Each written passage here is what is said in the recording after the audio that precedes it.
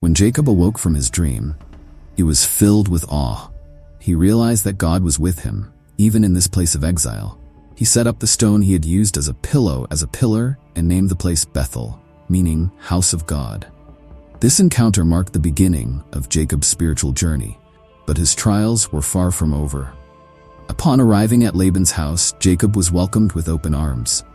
Laban, his mother's brother, seemed kind and hospitable at first, but as time went on, Jacob would learn that Laban was just as cunning and deceptive as he himself had been. It was as though Jacob was being given a taste of his own medicine. Jacob quickly fell in love with Laban's younger daughter, Rachel. She was beautiful, and Jacob was smitten. He agreed to work for Laban for 7 years in exchange for Rachel's hand in marriage. The 7 years seemed to fly by because of Jacob's love for Rachel. But on the wedding night, Laban deceived Jacob. Instead of giving him Rachel, Laban gave him his elder daughter, Leah. When Jacob woke up the next morning and realized what had happened, he was furious. But Laban calmly explained that it was not their custom to marry off the younger daughter before the elder. He then offered Jacob a deal. He could have Rachel as well, but he would have to work for another 7 years. Jacob agreed, and so he married Rachel after a week of celebrating with Leah. But this marriage to 2 sisters would lead to even more strife and conflict in Jacob's life. Leah, who was unloved by Jacob, desperately sought his affection, while Rachel, though loved, struggled with infertility. For years, Jacob worked for Laban, and over time, he began to prosper. Through clever breeding practices, Jacob managed to increase his wealth, accumulating large flocks of sheep, goats, and cattle. But Laban's jealousy grew, and their relationship became strained. Eventually, Jacob decided it was time to leave Laban's household and return to Canaan, the land of his birth. As Jacob prepared to return to Canaan, he was filled with fear. He knew that to return home meant facing Esau, the brother he had wronged so deeply. Jacob had no idea how Esau would react after so many years. Would he still be angry? Would he seek revenge? In his anxiety, Jacob sent messengers ahead with gifts for Esau, hoping to appease his brother before they met face to face. But as he waited for a response, Jacob was filled with dread. He divided his household into 2 camps, thinking that if Esau attacked one, the other might escape. That night, as Jacob was alone, he had another divine encounter, one of the most mysterious and significant moments in the Bible. A man appeared and wrestled with Jacob throughout the night. This was no ordinary man. This was a manifestation of God himself. The 2 struggled, neither gaining the upper hand, until finally, as dawn approached, the man touched Jacob's hip, dislocating it. Even in his pain, Jacob refused to let go. "I will not let you go unless you bless me," he declared.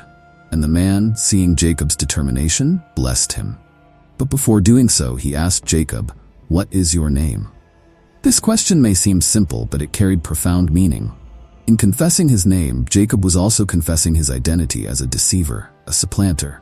But the man gave him a new name, Israel, meaning he who struggles with God. This new name signified a new destiny for Jacob. No longer would he be defined by his deceitful past. He was now a man chosen by God to carry forward his plan. With this blessing came a physical reminder of the encounter. Jacob would walk with a limp for the rest of his life. But more importantly, this encounter marked the beginning of Jacob's true transformation. He had wrestled with God and come out changed. The next day, Jacob limped forward, prepared to face whatever awaited him. As he approached Esau's camp, he bowed down to the ground 7 times, a gesture of humility and submission. To his astonishment, Esau ran to meet him, embracing him and weeping. The years of bitterness and anger had melted away, and the brothers were reconciled. This moment of reconciliation was a powerful testament to the power of forgiveness. Jacob had spent years living in fear of this encounter, only to find that Esau's heart had softened. This was not just a personal victory for Jacob, it was a fulfillment of God's promise that he would be with Jacob and protect him. Jacob, now Israel, could finally return to the land of his birth in peace. But his story was far from over. Jacob's life after his return to Canaan was marked by the growing tension within his own family. By this time, Jacob had 12 sons, born to 4 women, Leah, Rachel, and their maidservants, Bilhah and Zilpah. Each son would go on to become the patriarch of one of the 12 tribes of Israel. and their individual stories reflect the complexity of human nature, as well as the spiritual and moral challenges that would shape the future of their descendants. Jacob's family was large and complex, and the dynamics between the sons were often fraught with rivalry and jealousy. The deep-rooted tension in Jacob's own life, stemming from his favoritism toward Rachel over Leah, filtered down to his children. This favoritism was most evident in his relationship with Joseph, the firstborn son of Rachel, the wife Jacob loved the most. Joseph's position as the favored son sowed discord among his brothers, who resented the special attention and privileges he received.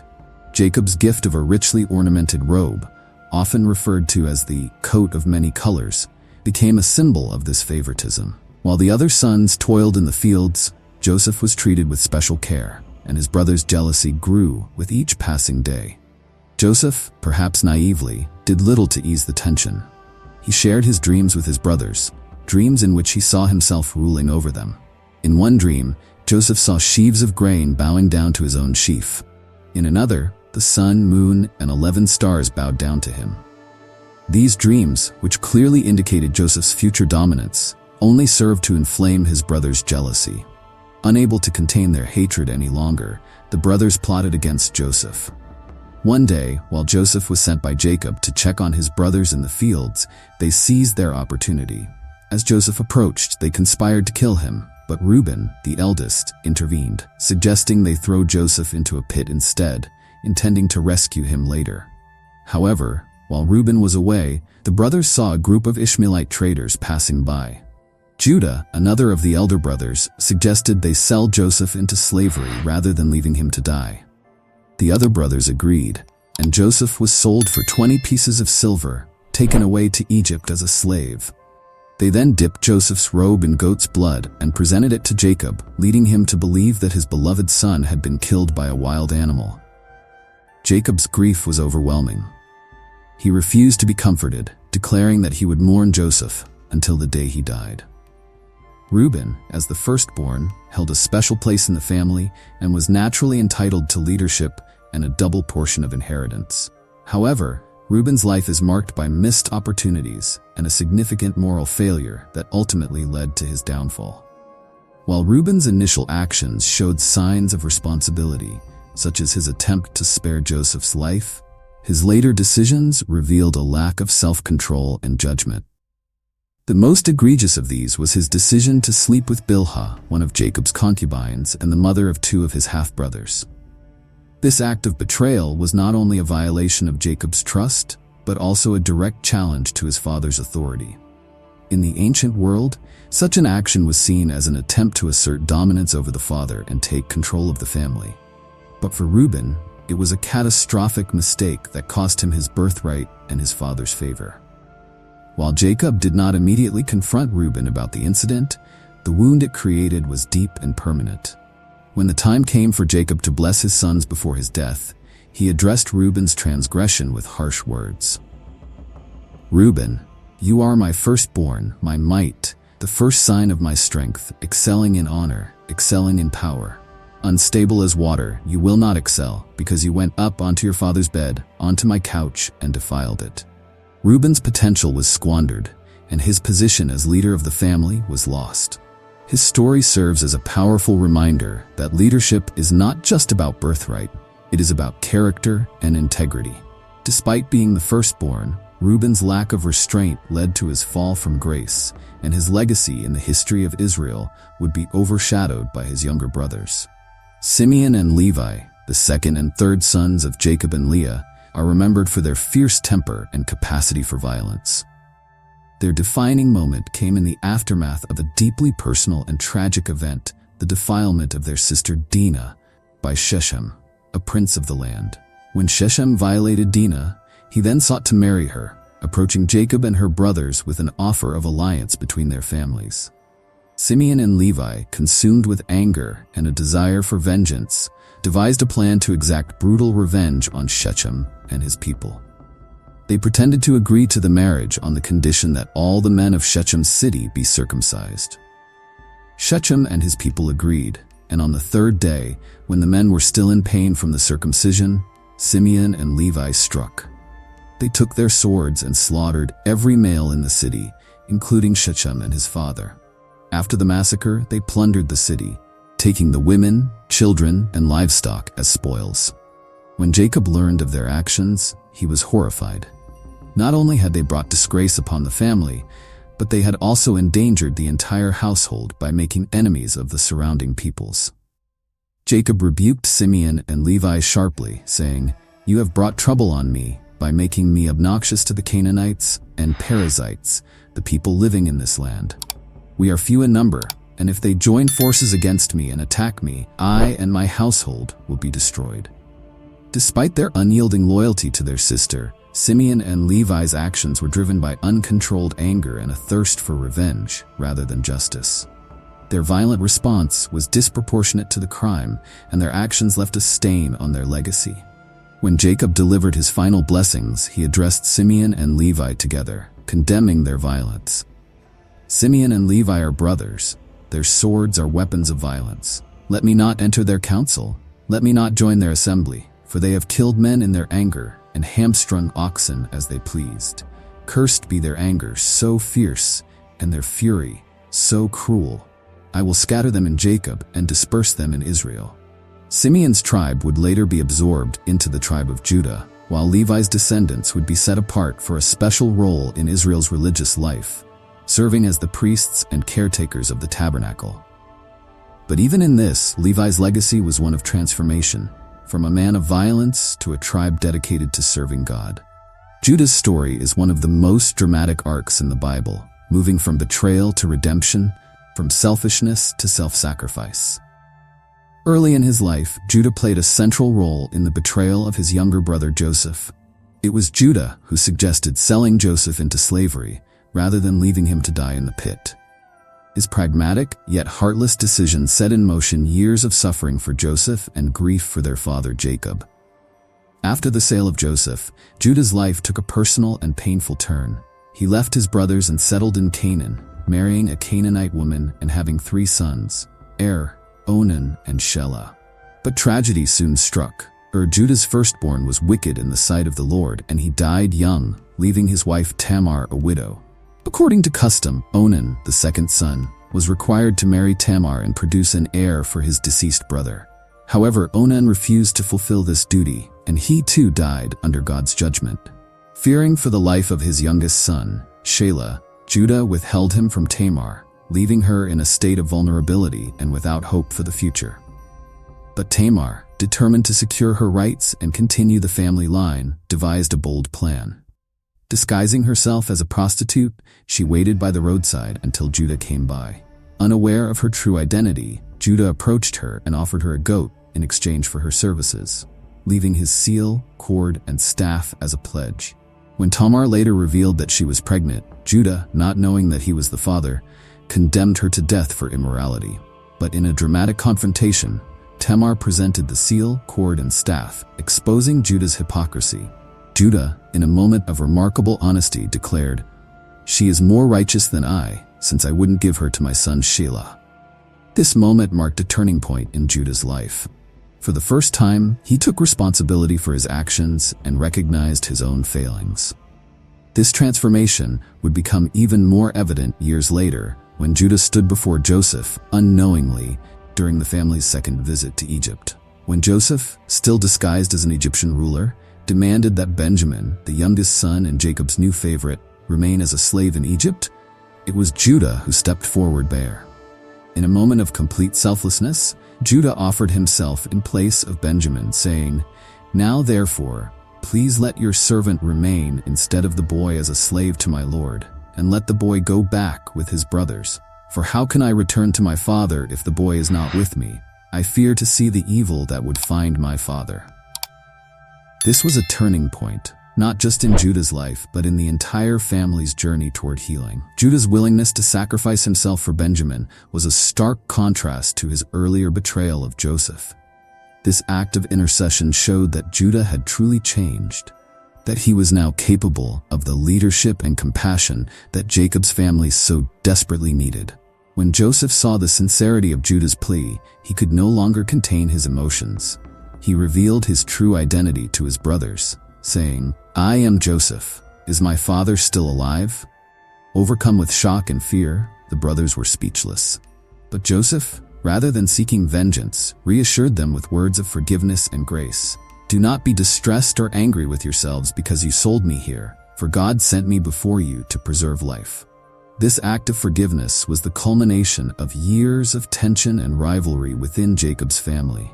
The brothers were reconciled and the family was restored. Judah's role in this reconciliation was pivotal. Through his willingness to take responsibility for Benjamin's safety, Judah proved that he had learned from his past mistakes and was now a man worthy of his future role as the leader of the tribe from which the kings of Israel would descend. Jacob's final blessing to Judah reflects this transformation. "Judah, your brothers shall praise you. Your hand shall be on the neck of your enemies. Your father's sons shall bow down before you. Judah is a lion's cub. From the prey, my son, you have gone up. He stooped down, he crouched as a lion and as a lioness. Who dares rouse him?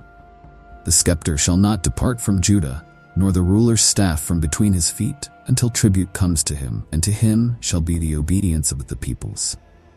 This blessing foretold that Judah's descendants would become the royal line of Israel, culminating in the greatest king of all, Jesus Christ, the Lion of the tribe of Judah.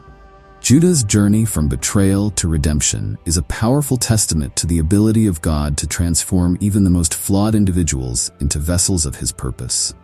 Joseph's story is perhaps one of the most dramatic and inspiring in the entire Bible. He began as a dreamer, a young man who saw visions of greatness and future glory, but whose life took an unexpected and difficult path.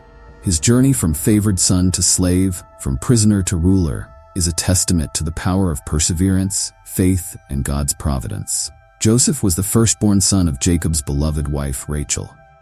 From the moment of his birth, Joseph held a special place in Jacob's heart. This favoritism was most evident in the gift of a richly ornamented robe, a sign of Joseph's special status within the family. However, this favoritism sowed seeds of jealousy and resentment among Joseph's brothers, who saw him as a threat to their own standing. Joseph's dreams only added fuel to the fire. In one dream, Joseph saw himself standing in a field with his brothers, and their sheaves of grain bowed down to his. In another dream, the sun, moon, and 11 stars bowed down to him. These dreams were clear indications that Joseph would one day rise to a position of great authority, and his brothers would be subject to him. But rather than taking these dreams as a sign of God's plan, Joseph's brothers saw them as arrogance. Their jealousy turned to hatred, and they began to plot against him. The opportunity for betrayal came one day when Joseph was sent by Jacob to check on his brothers as they tended their flocks. When the brothers saw him approaching, they conspired to kill him. Reuben, the eldest, tried to intervene, suggesting that they throw Joseph into a pit instead of killing him outright, with the intention of rescuing him later. But while Reuben was away, Judah came up with another plan: to sell Joseph to a passing group of Ishmaelite traders. The brothers agreed, and Joseph was sold into slavery for 20 pieces of silver. Joseph was taken to Egypt, where he was sold to Potiphar, an officer of Pharaoh. Despite his dire circumstances, Joseph remained faithful to God, and his integrity and hard work quickly gained him favor in Potiphar's household. Potiphar entrusted Joseph with the management of his entire household, and everything Joseph touched prospered. However, Joseph's success was short-lived. Potiphar's wife, captivated by Joseph's good looks and character, attempted to seduce him. When Joseph refused her advances out of loyalty to both God and his master, she falsely accused him of assault. Joseph was thrown into prison, seemingly abandoned and forgotten. But even in prison, Joseph's faith did not waver. He quickly gained the favor of the prison warden, who placed him in charge of the other prisoners. It was during this time that Joseph's gift for interpreting dreams came to light. Two of Pharaoh's officials, the cupbearer and the baker, had been imprisoned, and both had troubling dreams. Joseph interpreted their dreams accurately, predicting that the cupbearer would be restored to his position while the baker would be executed. Joseph asked the cupbearer to remember him when he was restored to Pharaoh's service, hoping for a chance at freedom. However, the cupbearer forgot about Joseph, and he remained in prison for 2 more years. But God had not forgotten Joseph. When Pharaoh himself began to have troubling dreams that none of his wise men could interpret, the cupbearer finally remembered Joseph and told Pharaoh about the young Hebrew man who had accurately interpreted his dream. Joseph was summoned to Pharaoh's court, and in a single day, his life changed forever. Pharaoh's dreams, which involved 7 healthy cows being devoured by 7 gaunt cows, and 7 plump ears of grain being swallowed up by 7 thin ones, were symbols of what was to come. 7 years of abundance followed by 7 years of severe famine. With God's guidance, Joseph interpreted the dreams and provided a plan for Egypt to survive the famine by storing grain during the years of plenty. Pharaoh, impressed by Joseph's wisdom and insight, appointed him as second in command over all of Egypt. Joseph, once a slave and prisoner, was now the ruler of the most powerful nation in the world. His new position brought him wealth, honor, and influence, but Joseph remained humble and faithful to God. During the years of abundance, Joseph oversaw the collection and storage of grain, preparing Egypt for the coming famine. When the famine finally struck, it affected not only Egypt, but also the surrounding regions, including Canaan, where Jacob and his family were struggling to survive. Jacob sent his sons to Egypt to buy grain, unaware that the powerful Egyptian official they would encounter was none other than their long-lost brother, Joseph. When Joseph saw his brothers, he recognized them immediately, but they did not recognize him. Rather than revealing his identity right away, Joseph decided to test his brothers, wanting to see if they had changed since the day they sold him into slavery. Through a series of encounters, Joseph put his brothers through trials that mirrored their earlier mistreatment of him. He accused them of being spies, imprisoned Simeon as collateral, and demanded that they bring Benjamin to Egypt as proof of their honesty. When the brothers returned with Benjamin, Joseph tested them further by planting his silver cup in Benjamin's sack and accusing him of theft. The moment of truth came when Judah stepped forward and offered himself as a slave in place of Benjamin, demonstrating his willingness to sacrifice himself for his brother. It was at this moment that Joseph could no longer contain his emotions. He sent everyone out of the room and revealed his true identity to his brothers, saying, "I am Joseph, your brother, whom you sold into Egypt." The brothers were stunned, filled with fear and guilt. But Joseph, in a remarkable act of forgiveness, reassured them, saying, "Do not be distressed or angry with yourselves because you sold me here, for God sent me before you to preserve life." Instead of seeking revenge, Joseph saw the greater purpose behind his suffering. God had used his betrayal and trials to position him to save not only Egypt, but also his own family during the famine. Joseph's story is one of the most powerful illustrations of God's providence and the triumph of character over adversity. Despite the many hardships he faced, Joseph remained faithful to God, and his integrity, wisdom, and forgiveness allowed him to rise above his circumstances and fulfill the destiny God had planned for him. Joseph's blessing from Jacob was a reflection of his remarkable life. Joseph is a fruitful vine near a spring whose branches climb over a wall. With bitterness, archers attacked him. They shot at him with hostility, but his bow remained steady, his strong arms stayed limber, because of the hand of the mighty one of Jacob, because of the shepherd, the rock of Israel. Through Joseph, the family of Jacob was not only preserved, but brought into a place of prosperity and prominence. His 2 sons, Ephraim and Manasseh, would go on to form 2 of the tribes of Israel, and Joseph's legacy of faith, perseverance, and forgiveness would continue to inspire generations to come. Benjamin, the youngest of Jacob's sons, had a special place in his father's heart, not only because he was the last-born, but also because he was the second son of Rachel, Jacob's most beloved wife. Rachel had died giving birth to Benjamin, and her death cast a shadow over his birth. In her last moments, Rachel had named him Ben-Oni, meaning son of my sorrow. But Jacob, determined not to associate his youngest son with sorrow, renamed him Benjamin, which means son of my right hand. This change in name symbolized the strength and favor Benjamin held in Jacob's heart. After Joseph's apparent death, Benjamin became the most precious of all Jacob's children. Jacob's overprotectiveness toward Benjamin is evident in how he shielded him from harm and risk, refusing to allow him to travel with his brothers. In Benjamin, Jacob saw the last living connection to his beloved Rachel, and losing him would have been unbearable. Benjamin's relative youth during the family's earlier conflicts meant that he was not directly involved in the treachery against Joseph. Because of this, Benjamin became a figure of innocence and purity within the family. The brothers, especially after realizing the pain they had caused their father, seemed to rally around Benjamin, protecting him as they had failed to protect Joseph. When the famine forced Jacob to send his sons to Egypt for grain, Benjamin's role became central to the unfolding drama. Initially, Jacob refused to allow Benjamin to go with the other brothers, fearing for his safety. However, when the grain ran out and the brothers needed to return to Egypt, Joseph, who was still concealing his identity, made it clear that they would not receive any more grain unless they brought Benjamin with them. Judah, who had taken a leadership role among the brothers, pledged his own life as a guarantee for Benjamin's safety, saying to Jacob, "I will be surety for him. From my hand you shall require him. If I do not bring him back to you and set him before you, let me bear the blame forever." Reluctantly, Jacob agreed, and Benjamin joined his brothers on the journey to Egypt. When Joseph saw Benjamin, the only full brother he had left from his mother Rachel, his emotions nearly overwhelmed him.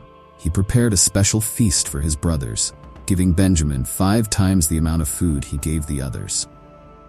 This favoritism was not intended to provoke jealousy, but rather to test whether the brothers had changed since the time they sold him into slavery. Joseph's final test came when he instructed his steward to place his silver cup in Benjamin's sack before the brothers departed for home. When the cup was discovered, the brothers were brought back to Joseph's palace. Joseph accused them of theft, and it seemed as though Benjamin would be taken as a slave. This moment mirrored the situation years earlier when the brothers had sold Joseph. But this time, the brothers had a chance to show their growth. Judah, in one of the most moving speeches in the Bible, offered himself in place of Benjamin. He pleaded with Joseph, saying, "Now therefore, please let your servant remain instead of the boy as a slave to my lord, and let the boy go back with his brothers. For how can I go back to my father if the boy is not with me? I fear to see the evil that would come upon my father." Judah's willingness to sacrifice himself for Benjamin's sake was the final proof that the brothers had changed. No longer driven by jealousy and hatred, they now acted out of love and a desire to protect their father's heart. It was this act of self-sacrifice that finally broke Joseph's resolve, and he revealed his true identity to his brothers. Benjamin's story, while less dramatic than some of his older brothers, is nonetheless pivotal to the family's journey toward reconciliation and healing. As the last link to Rachel, Benjamin represented the hope of a new beginning for Jacob's family. His innocence and vulnerability brought out the best in his brothers, revealing their capacity for growth, repentance, and love. Jacob's final blessing to Benjamin reflected both the gentleness and the strength of his youngest son. Benjamin is a ravenous wolf. In the morning he devours the prey, and in the evening he divides the plunder. This imagery suggests a tribe known for its fierce warriors, capable of both aggression and conquest. The tribe of Benjamin would go on to produce formidable leaders and soldiers, most notably Saul, the first king of Israel. The story of Jacob's 12 sons is not just the tale of one family. It is the foundation upon which the entire nation of Israel was built. Each son became the patriarch of one of the 12 tribes of Israel, and their descendants would shape the course of history for centuries to come. The 12 tribes are central to the identity of the nation of Israel, each contributing its unique characteristics, strengths, and challenges. The 12 tribes descended from Jacob's sons were divided as follows. Reuben. Despite being the firstborn, Reuben's tribe did not rise to leadership due to his moral failures. The tribe of Reuben settled on the eastern side of the Jordan River, and while they played a role in Israel's early history, they were not prominent in the later narrative of the kingdom. Simeon. The tribe of Simeon was scattered throughout Israel, just as Jacob had prophesied. They were absorbed into the tribe of Judah over time and did not form a separate, significant political entity. Levi's descendants were set apart for a sacred purpose. The tribe of Levi became the priests and caretakers of the tabernacle, serving God and the people of Israel. Unlike the other tribes, The Levites were not given an inheritance of land, but instead, they lived among the other tribes, serving as spiritual leaders. Judah's tribe became the royal tribe, from which King David and ultimately Jesus Christ would descend. The tribe of Judah settled in the southern region of Israel and became the most prominent tribe, producing kings and leaders who shaped the nation's destiny.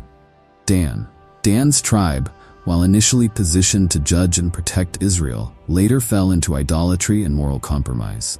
They introduced idol worship into the land, and their legacy is marked by a mixture of strength and treachery. Naphtali. The tribe of Naphtali was known for its bravery and eloquence. They settled in the fertile lands near the Sea of Galilee and contributed to Israel's spiritual and intellectual growth. Gad's tribe became known for their military prowess and courage in battle. They settled on the eastern side of the Jordan River and were often at the forefront of Israel's battles. Asher's tribe was blessed with prosperity and abundance. They settled in the fertile coastal regions of Canaan and became known for their olive groves and vineyards, providing for the nation with their agricultural bounty. Issachar. The tribe of Issachar was industrious and hardworking, known for their wisdom and understanding of the times. They settled in the fertile Jezreel Valley and became leaders in agriculture and scholarship. Zebulun's tribe thrived in trade and commerce. They settled near the coast and became a hub for trade, connecting Israel with the outside world. Joseph. Through Ephraim and Manasseh, Joseph's two sons, Ephraim and Manasseh, each became the heads of their own tribes.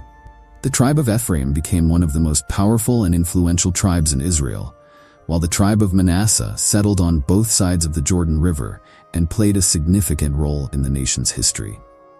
Benjamin. The tribe of Benjamin became known for producing fierce warriors and leaders. Though small, Benjamin's tribe played a significant role in Israel's early history, producing Israel's first king, Saul. The 12 tribes were not just a matter of lineage, they were a representation of the fullness of God's promise to Abraham. Each tribe, with its unique characteristics and legacy, played a crucial role in the development of the nation of Israel. Together, they formed a nation that would carry forward the covenant God had made with their forefathers. Jacob's life, with all its twists and turns, struggles and triumphs, is a profound testament to God's faithfulness and the power of transformation. From a young man who deceived his brother and fled in fear, to a patriarch who wrestled with God and emerged with a new name and destiny, Jacob's journey is one of redemption and growth. The story of Jacob and his 12 sons is a story of flawed human beings, individuals who made mistakes, acted out of jealousy, pride, and anger, but who also experienced grace, forgiveness, and transformation. Each son, despite their flaws, was used by God to build the foundation of a nation that would become a light to the world. As we reflect on the lives of Jacob's sons, we are reminded that no one is beyond redemption. Whether it's Reuben's squandered potential, Simeon and Levi's uncontrolled anger, Judah's selfishness, or Joseph's ability to forgive, each of these men was part of a larger plan. Their lives serve as a reminder that God can use even the most imperfect people to accomplish his purposes. Jacob's final blessing to his sons is more than just a prediction of their individual fates. It is a declaration of the character and destiny of the tribes that would bear their names. From the 12 tribes of Israel to the 12 disciples of Jesus, the number 12 in the Bible symbolizes divine completeness and the fulfillment of God's promises. The 12 tribes of Israel were more than just a division of people. They were a representation of God's chosen nation, set apart to be a light to the world and to carry forth his covenantal promises. As we examine the lives of Jacob's sons, we see that God worked through their flaws, their failures, and their strengths to bring about his greater plan. Even when they acted out of jealousy, deceit, or anger, God's hand was still guiding their story. This teaches us a powerful lesson, that God's purposes are not hindered by human imperfection. Instead, he uses imperfect people to accomplish his perfect will. For Jacob, the journey from being a deceiver to becoming Israel, he who struggles with God was one of deep transformation. Throughout his life, Jacob faced countless struggles, both external and internal. He wrestled with his own identity, his relationships with his family, and even with God. But through each struggle, God was shaping him into the man who would father a nation. Jacob's encounters with God were pivotal moments in his life. The dream at Bethel, where God reaffirmed his covenant with Jacob, marked the beginning of Jacob's spiritual journey. The wrestling match at the Jabbok River was the climax of his transformation, where Jacob not only wrestled physically, but spiritually. His new name, Israel, signified that his struggles were not in vain. They were part of God's refining process, preparing him for the future that lay ahead. Please like this video and subscribe to this channel and comment down below.